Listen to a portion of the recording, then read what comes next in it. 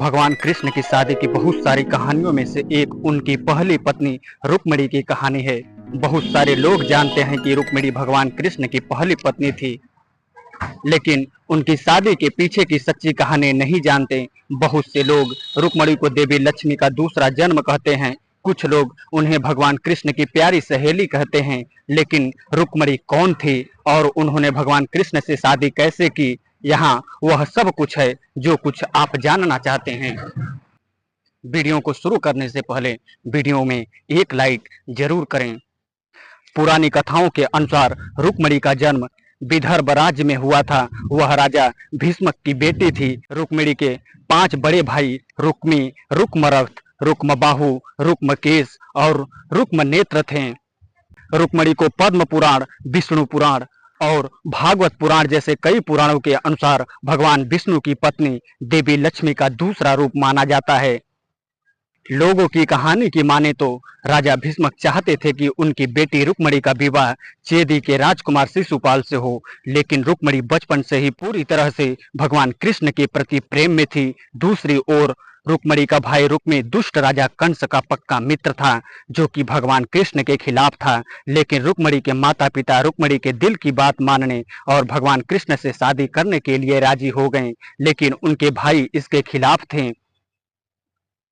रुक्मिणी अपने भाई को मना नहीं पाई और फिर उन्होंने चोरी से कृष्ण को एक पत्र लिखा। उसने उसे दूर ले जाने के लिए कहा। जब भगवान कृष्ण को पत्र मिला तो वे तुरंत बलराम के साथ विदर्भ पहुंचे। जब वे विदर्भ पहुंचे तो उन्होंने रुक्मिणी के भाई रुक्मी से युद्ध किया और उन्हें हराकर रुक्मिणी को अपने साथ ले गए। बाद में दोनों ने गुजरात के एक गांव माधवपुर में शादी कर ली। यह मंदिर आज के समय में पूजनीय है और भगवान कृष्ण और रुक्मिणी के विवाह की याद दिलाता है।